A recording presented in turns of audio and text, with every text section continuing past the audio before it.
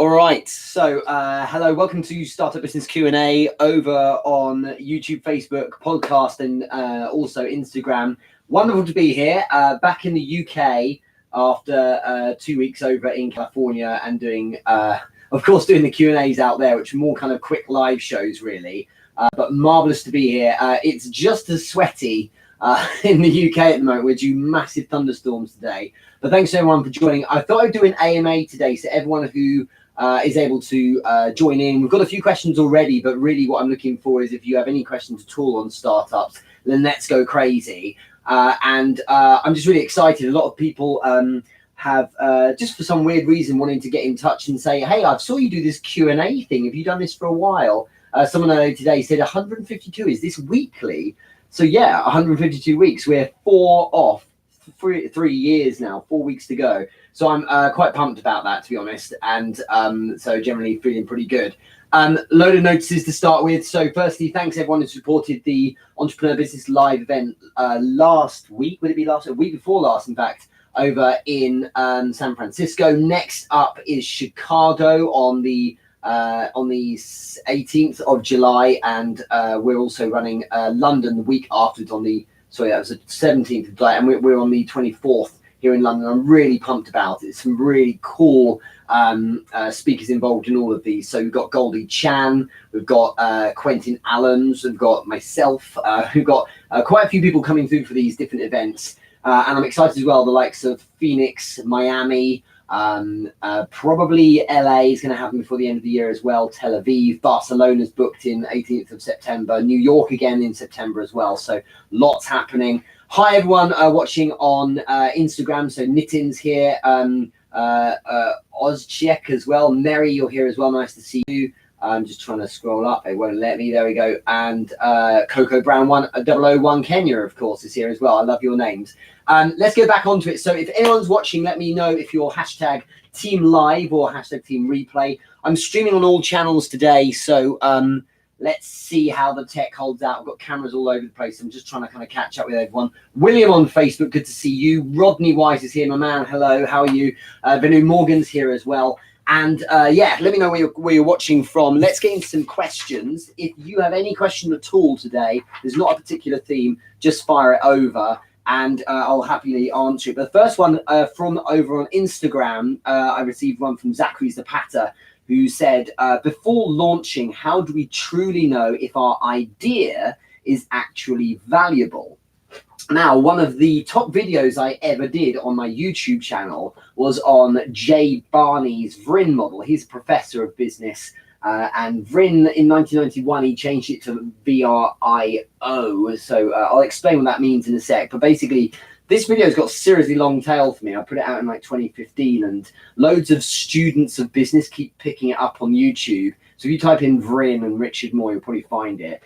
So a lot of you are probably thinking, what the hell is VRIN? VRIN stands for valuable, rare, I is inimitable, and N is non-substitutable. So let me just explain each one. The point of this is to see if a value has any kind of if an idea has any kind of value to it, if it has any edge, if it can be competitive or anything like that. So the idea is that you ask yourself those questions. Like, so firstly, V, is my idea valuable? And that's obviously in the, in the sense of not kind of cash, but can it bring some value to someone? What is the point of it? And if you feel like there's some value, as opposed to it just kind of being there to generate you income, is it actually providing some kind of a service to people? Is it rare? This really is a really good test of if ideas are competitive or not, because if it's rare, then it means that not so many people are going to be able to duplicate it as much. So if you're doing something that's different, I do this live show every week. People are live all the time, but arguably this might be seen as slightly different because I'm doing a particular type of format. But easily, it's potentially it's not the case. So you've got to think to yourself: is it rare? Is it the kind of idea that that is not so abundant? I is really good. So I always struggle saying it is inimitable, which simply means, is it possible to imitate, or is it, is it costly to imitate this? A good example is my consulting, people pay for Richard Moore and his philosophy on sales training, as opposed to just getting a sales trainer. And so that sounds arrogant, but if you hear me out, the reason why people hire me is because typically they've gone through a process of checking out content, hearing reviews and things like that. So as a result, they're like, well, it's Richard Moore we're after by reputation, right? It's the same if you're a hairdresser, same if you're providing any particular type of service. If you're someone who's got some, some kind of reputation, and it goes a long way. It makes you hard to imitate, because you could get another sales trainer, but they don't want that person, they want me. You see what I mean? So some people feel that way, therefore I'm inimitable, okay? So if that's the case, then that's another very, very valuable part of this. And then finally, the end part, is it non-substitutable, which means, is it the case that if someone didn't have your service, they would be losing out? Or is it the case that actually they could get something and you replace the service you provide with something else? If all four of those questions are counting, the answer to them are counting in your favor, then you really have the potential for a valuable idea. So that's a really good question, Zachary. And I think that what is worth asking, what's worth saying to yourself as well is if I have a sense that this might be a valuable idea, the best way to check these things is to test it and get it in front of people. Without question, you're going to have bias if you built something of your own. And what tends to happen is that, if we build something, we feel to ourselves, well, do you know what? This must be great, because look how much time I've spent polishing it, and it must be wonderful because I spent so long on it. Sorry, it's down to whether or not the market believes that. And that is with the caveat that you've done a good job in expressing to the market what it is you do, because the reality is people have great ideas and the market would love them, but unless you caught the market effectively, as in if you are not broadcasting or sharing or documenting or essentially using social media in the right way and simply telling people that you exist, if you're not doing that, you run the risk, of course, of having a great idea that no one is hearing about. And that's the biggest problem for so many startups. So you need to think about that. Are you doing something that's really just not kind of standing out at all? Or are you actually doing something that's great, but just no one knows about it? Get out in the market and test it. That's what I would really suggest, Zachary. Why should you wait till you launch? If you look at some of the products I've launched in the past, rather than waiting till I launch, what I do is I do a pre-launch. So I kind of give people a taste and get a feel of it. And then I launch, because then there's some nice momentum. People are feeling pretty keen about it as well. That's the way I look at it. Do you want to shout out here? Yeah, with Hala. So the Tala Hala's podcast was wonderful to be on recently. Young and Profiting is marvelous. Go and check out that podcast on YouTube. You're there watching. Chimpino as well, my man over in New York City, is our photographer for New York Entrepreneur Business Live. Just so you know, heads up for you, September is going to be the next New York City Entrepreneur Business Live event. So you'll be there as well, my man. Also good to see, Thomas Casper is here as well. So wonderful seeing all these friends here, good stuff. How long does it take to train someone with no experience to a point where he knows how to sell? It's a tough one, because it depends on two factors. Firstly, it depends on what you're selling. Sometimes really complex product, right? And secondly, it depends on the sales trainer. Because if you're no good, then of course you've got problems, right? And one of the things I spend a lot of time doing isn't just training sales teams, but training sales managers, because the issue there is they know how to do the job, maybe their team doesn't. And what's really necessary is to get them to learn how to articulate how to how to do the job in an effective way, rather than you should be doing it this way, you're doing it all wrong. And there's so much of that. So good training really matters. But let's answer your question. All things being fairly equal, it doesn't have to take too long, actually. What really is essential is time on the pitch. That's like saying, how long does it take someone to be half decent at football? Well, actually, if you play a lot of football, you get pretty good pretty quickly.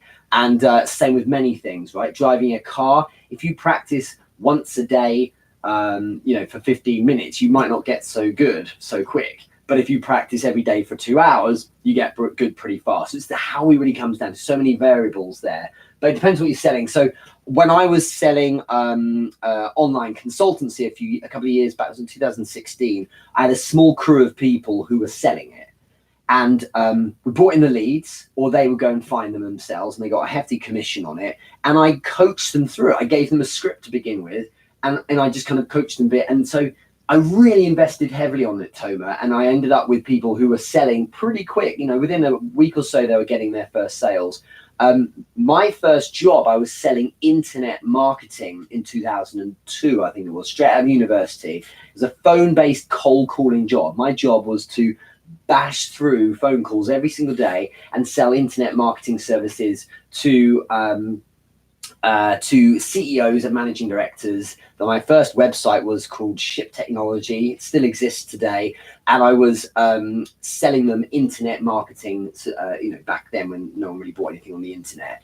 And I got a deal in my first week, right? So I started on the Monday, got a deal by the Friday. But that's because I made hundreds of phone calls, probably like, I don't know how many, like hundreds. You couldn't prize me off the phone. I was on it all day long, and I had a manager. This is how good the setup was.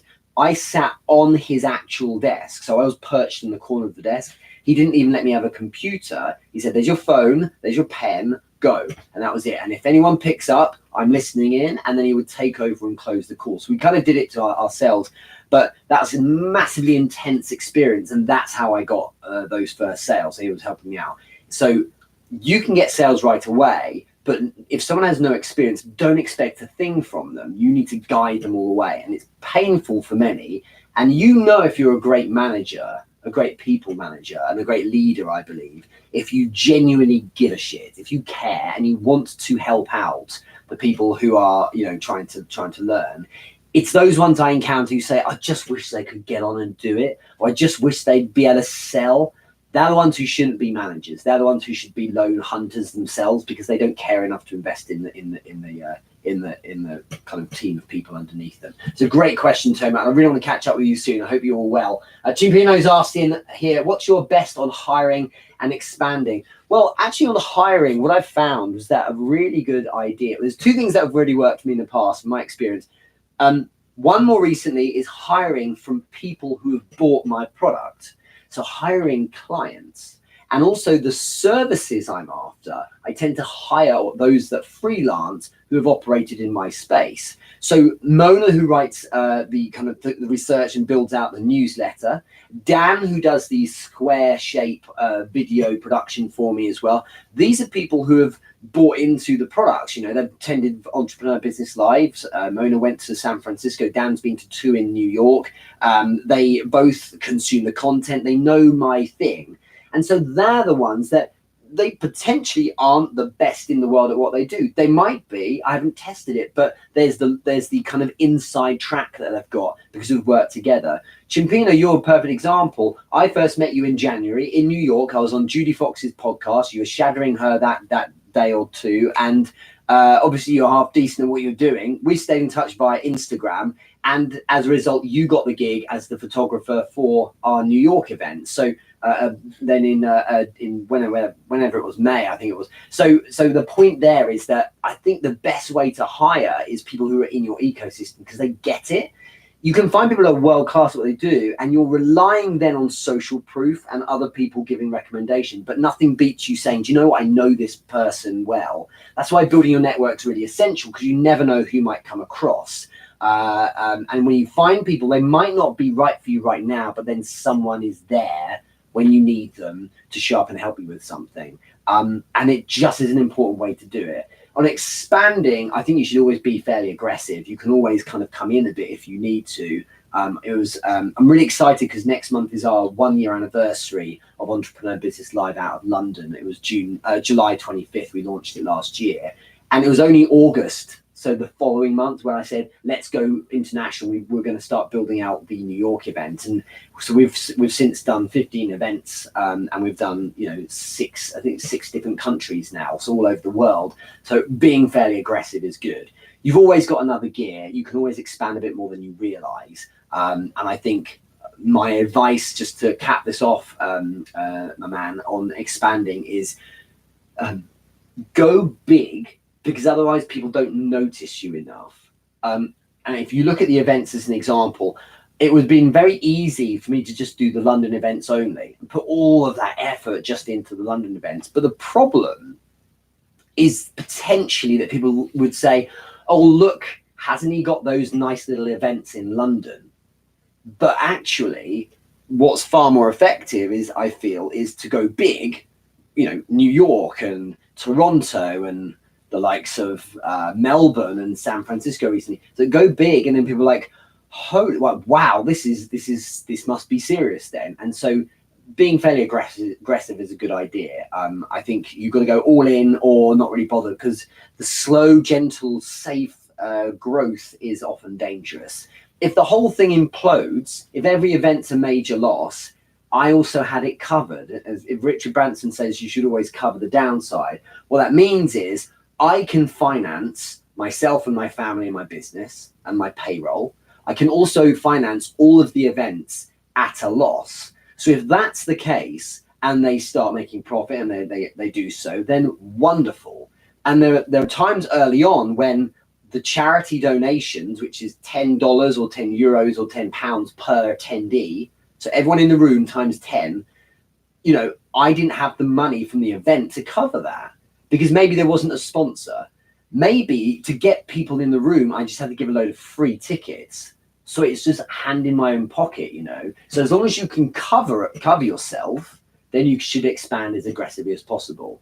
And there's no question that, to start with, Entrepreneur Business Life was not the provider of the income to deliver the flights out and everything like that to the US. That was me, but it's that's a necessary thing to expand, to show the level of commitment. Do you see what I mean? Rodney Wise over on Facebook has asked, are you coming to Atlanta? Yes, we will be coming to Atlanta. There is no date set yet. It will probably be the tip of 2020 when we start, just the start of it. But it's certainly something that's in mind. So it's an exciting place. It's definitely on the list, I would say, Rodney. So I'm that'd be excited. Whether or not I'm there, I don't know. And for the record, New York, I've been talking about in September. I potentially won't be there. I'm 50-50 on it. And the point is now that I'm moving to, like Chicago, like Melbourne, like Toronto before, events that are being run without me physically being there. That's the way to do it. So a few more comments here on Instagram. So best advice on hiring, and just got an intern. The other thing here is just like, when you got an intern, go all in. That intern could easily turn into a really great hire afterwards. So many times I've done this in the past with teams I've run in London. If you got someone who can be in contact with your work and what you do, it's insane to not put a lot into them. And there's that funny thing people say of, yeah, but what if they take all the information and leave? Well, what about if they take all the information and stay, right? You could do really great things with them. So put a lot into them, because you never know, you might have an amazing hire. And it's worth so much when there's someone who understands your product. It's worth so much when they understand how the company works. So if you've got an intern who's picking things up, it's really worth going all in on them, is my opinion. Comments here, so many people joining in, that's awesome. Yeah, though you're posting those photos, I got a really good gig from one of your viewers, so thank you. There you go. So you got a gig out of it as well. It's really awesome, Chimpino. Thanks for jumping in. So let me know if you have a question on anything to do with startups, then jump in and do fire away. Let's have another one here from Charlie Wyman. So she's up in Nottingham, up here in the UK. It's nice to have someone from this same country for once. It's usually people from all over the world, but not here watching. So she's asked, I have a question. Do you have any experience around crowdfunding for a physical product launch for a new company, not mine, or Kickstarter? I have some experience with this, actually. I've actually been involved a little bit in the past with crowdfunding for family business. So my brother-in-law, and this is kind of one of not being involved too much with it, he was very much leading it. My brother-in-law, who runs works in a winery over in Sonoma, over in California, he was raising money to get people to buy into the equipment he needed. He needed a lot of money to actually produce this. And what was interesting was that he won so well. He got so much money because he'd been working. I think it was almost unconscious before, but he'd been working a really good network. And without question, this sounds really weird, but if you want to get funding from people who know and trust you, the best time to start the process of building those relationships is build them way before you would ever need the funding.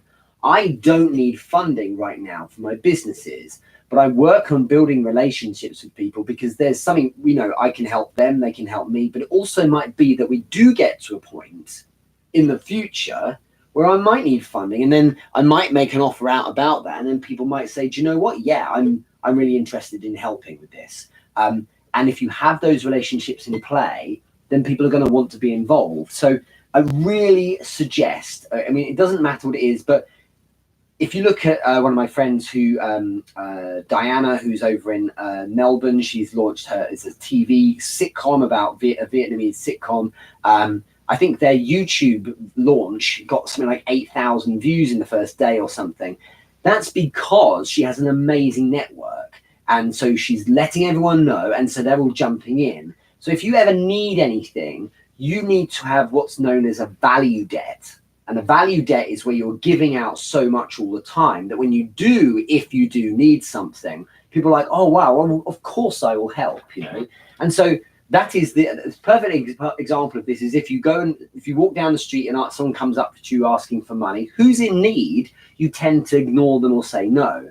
Someone in your family who may need something less, okay, they may need money, for instance, but with a lot less desperation and urgency than someone in the street, you'll happily give it to them because there's a relationship, there's trust, there's loyalty, things like that. So the key thing is to build the relationships literally today.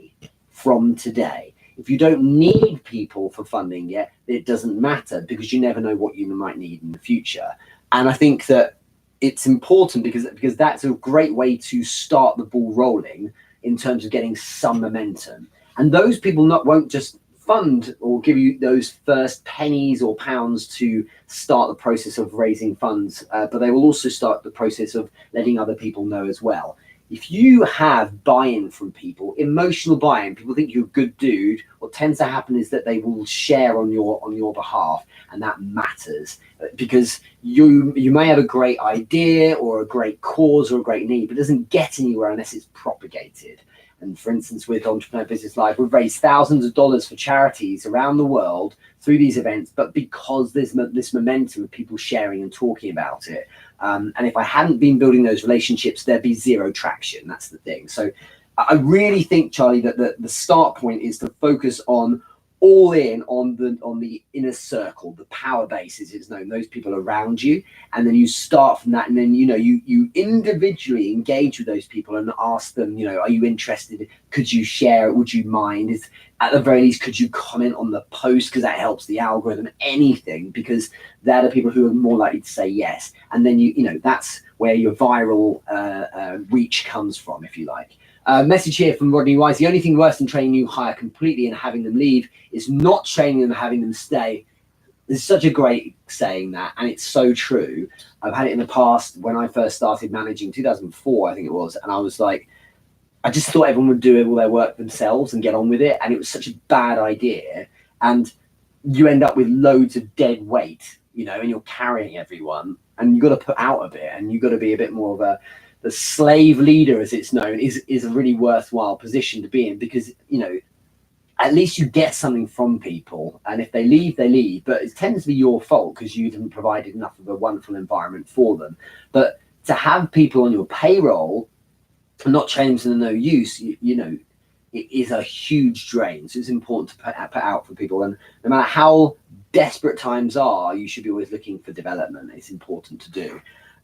Roger Wilkinson has asked, and this is a joke question, but I'm going to answer it anyway with a business tone to it because I think that there's something in here. Because we all went when we were helping him shoot his movie last weekend in Las Vegas. We went to a piano bar afterwards, and he's asked, Richard, why are piano bars addictive? He's just asking for a friend. Well, what you're actually saying here is why is it that particular bar was so addictive? We went twice in 2 nights. It was a really great evening. It was at Harrah's, and it was just a really great atmosphere. So why was that one place packed out? Why was it the case that we went there twice when you got all of Las Vegas? And we weren't kind of gambling like we were there to kind of for this event, for this movie shoot, and then just to hang out as connections with each other. What's really serious about this is that piano bar was a talking point. It wasn't just a bar with drinks. There was something about it. And if you look at where we'd gone for dinner the night, before that, it was fairly nondescript. But if you think about the bar we went to before that, it was a bourbon bar. So there was really interesting drinks, and the woman behind the bar knew everything. And so we were talking, really deep artisan questions we're throwing at her about different types of craft gin and things like that. It was really interesting. And it's the same with this. The piano bar wasn't addictive because it had pianos or even took requests. It was because there was something going on that made it interesting and made it, noteworthy. So how is this translatable to you lot? Well, think about it. How do you map back from everyone talking about your product? Because that's where virality lives. That's where distribution lives. That's where people are saying, you know what, I really like what it is you do. I'm going to tell other people or share or comment, for instance. And if you can get that right, then you move to a wonderful place where people are like, I think, you start seeing more and more people coming and showing up for this thing. So I just think that if you are always asking yourself, is what I'm going to do now going to create a talking point? Is it a conversation starter? You can move to a great place where people actually want to, engage, and it can build momentum. And you notice this works with a place like social media, because the comments aren't just, you don't just get a like, you get paragraphs of meaningful comments. And what we're always thinking is, what is it about this particular place or product or service that draws people in and makes them want to pay attention? Well, it's often down to that kind of shareability. It's just something about the evening that was interesting. For instance, on that piano bar, there was this guy who played the piano who was kind of snarky with a lot of the comments, and people would give requests, and he was like, I'm not going to play that. And so when he was taking a break, I went over and chatted with him, just kind of charmed him a bit, warmed him up. And then by the end, we were high-fiving, and he was taking our requests. So that was a talking point, and I just think something different about it.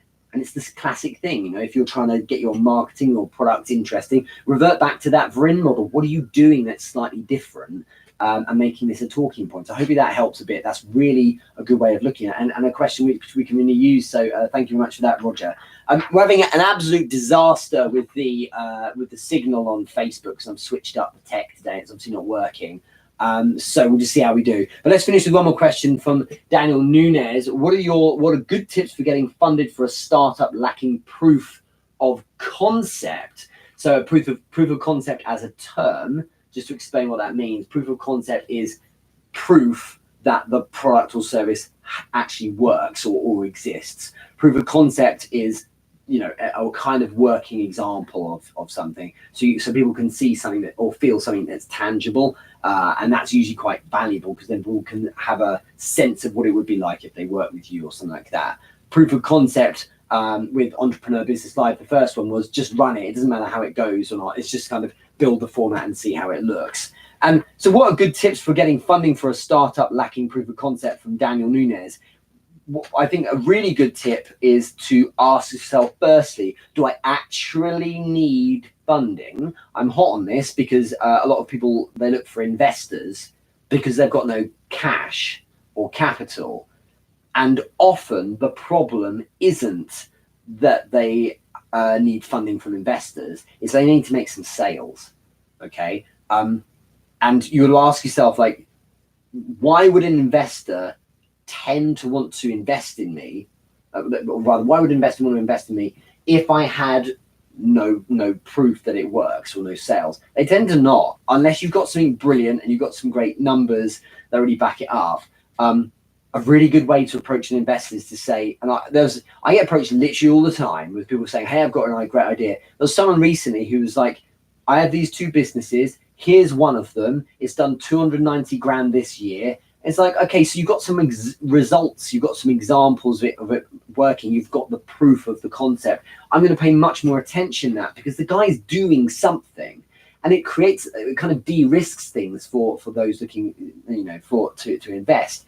But ask yourself, is it that you want some money to live on while you build your thing, which is why you've asked for funding? Because if that's the case, it's often the case you should be focusing more on sales or pre-sales of the product so that you can actually have enough capital. Ask yourself, if I sold my product, would I need funding? Probably not. If it's in some cases, it is the case that you say, do you know what, to grow actually aggressively and to expand in the way we need to, we actually do need funding to buy, capital to buy equipment. Well, then that's slightly different. But typically, especially in the service sector, so consultants, things like that, people are always looking for funding or for investors, essentially to offset them and not doing enough sales. So just think about that. It's something I would throw at you. But to get if you're lacking proof of concept, I really think that you should, first you need an MVP, some kind of minimum viable product that's operating, and then get it into the hands of 5-10 people for free for 2 weeks. Some kind of a trial is a very quick way of getting testimonials. 2 weeks is nothing, Daniel, and now you've got something you can talk about. Even if it's something you're still working on, if it's not ready to, I don't know as an example, but even if you're building something physically, for example, and it's not ready yet, there's nothing wrong with inviting people in your network to check it out and give you a vibe about what they think of it. Because at the very least, then you can say, look, these people are showing a lot of interest. I've got something. You can ask them, do you think you'd buy this? And if they're like, yeah, I would, it's just not ready yet. Well, that's intent, and that's quite valuable as well. But again, back to the question I answered from Charlie Wyman, I really think it's intelligent to ask yourself, who have I got in my network that I could speak to that's relevant to this product area?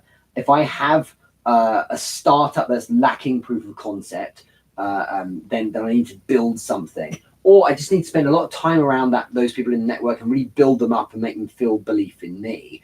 But if you look at, one of my friend, Roger Wilkerson, who's running this Bobby the Bear movie that's got funding, all this kind of thing, over in Vegas, and he's in Europe later this year, and then in Melbourne next year as well, and Australia next year as well. He's a great example who's someone who's raising money as he goes. So far before the product's ready, it's not even in post-production yet, I don't think. Before that, what he's doing is he's raising funds. So he's offering other services to raise some capital and to get the ball rolling. But if you have no proof of concept, I think what you might mean is you have no testimonials or social proof. So give it away for free for 10 people and get some testimonials. If you've got no proof of concept, as in you haven't made it yet, well, people aren't going to want to invest in something where it's just, a lot of people aren't going to want to invest in something that is just a kind of an idea in your head. We want to see something, for real. If it's not the case that you have the money to build that thing first, well, what you need to be doing instead is saying, right, I have to create a world where I can describe this so well on a piece of paper where they have seen it, they understand the downside from me, they understand where the problems might be, and how I would handle them, but also can see the upsides, as in what the business model needs to look like. That's really important. We'll finish there. I think the text died on me on Facebook. Thanks so much for watching on YouTube Live, over on Instagram as well. Hi, everyone on the podcast. Make sure you drop in a question if you have one, but otherwise have a great week ahead. And thanks so much for watching. I'll catch up with you really soon. Bye-bye on Facebook. See you later on Instagram, and then take care. Bye-bye to YouTube. Thanks so much for watching.